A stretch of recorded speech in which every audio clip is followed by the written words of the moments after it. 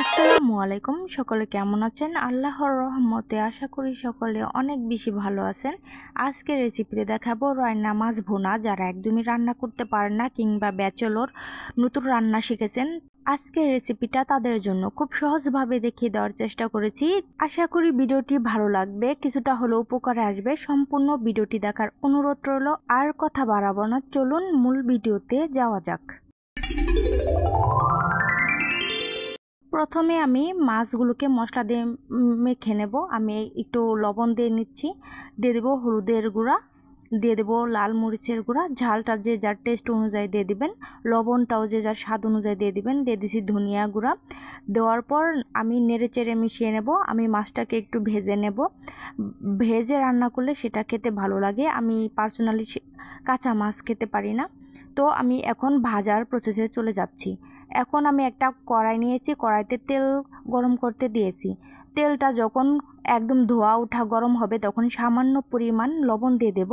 তারপর মাছগুলি ছেড়ে দেব। যে কোনো মাছ ভাজার সময় তেলটাকে ধোয়া ওঠা গরম করবেন আর সামান্য লবণ দিয়ে দিবেন, তাহলেই মাছটা সুন্দরভাবে ভাজা উঠে যাবে, একটু লেগে যাবে না আর শরীরেও ফুটে আসবে না। তো আমি একটু এপাশ ওপাশ করে ভালোভাবে মাছটাকে ভেজে নিব। আমি এক পাশ আমার ভাজা হয়ে গেছে, আমি এবার উল্টিয়ে দেব। উল্টিয়ে আরেক পাশটাকে ভালোভাবে ভেজে নেব। যে যেরকম ভাজা পছন্দ করেন প্রত্যেকের পছন্দ অনুযায়ী মাছটা ভেজে নেবেন। কেউ বেশি ভাজা পছন্দ করে, কেউ কম ভাজা, তাই যার যার পছন্দ মতন করে নেবেন। আমার মাছটা ভাজা হয়ে গেছে, আমি এখন মাছটাকে নামিয়ে নেব।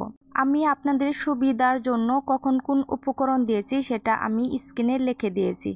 তো আমি আরেকটু তেল লাগবে, আমি তেল দিয়ে দিয়েছি। এবার তেলটা গরম হয়ে গেলে পেঁয়াজ কুচি, কাঁচামরিচ কুচি দিয়ে দিচ্ছি। ঝালটা যে যার অনুযায়ী দিবেন, দিয়ে দিচ্ছি সামান্য পরিমাণ লবণ। লবণটাও যে যার টেস্ট অনুযায়ী দিবেন, কে কেমন লবণ খেতে পছন্দ করেন। তারপর আমি নেড়ে চেড়ে নেব। পেঁয়াজ আর মরিচটাকে কিছুক্ষণ ভেজে নেব। ততক্ষণ পর্যন্ত ভাজতে থাকবো যতক্ষণ না পেঁয়াজটা একটু নরম হয়ে আসছে আর কালারটা চেঞ্জ হয়ে আসছে।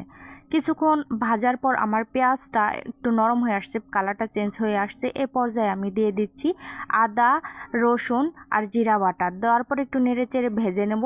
যেহেতু আদা রসুনের একটা কাঁচা গন্ধ থাকে, যাতে গন্ধটা দূর হয়ে যায়। এ পর্যায়ে দিয়ে দেব আমি হাফ টি স্পুন হলুদের গুঁড়া, হাফ টি স্পুন লাল মরিচের গুঁড়া, হাফ টি স্পুন ধনিয়া গুঁড়া।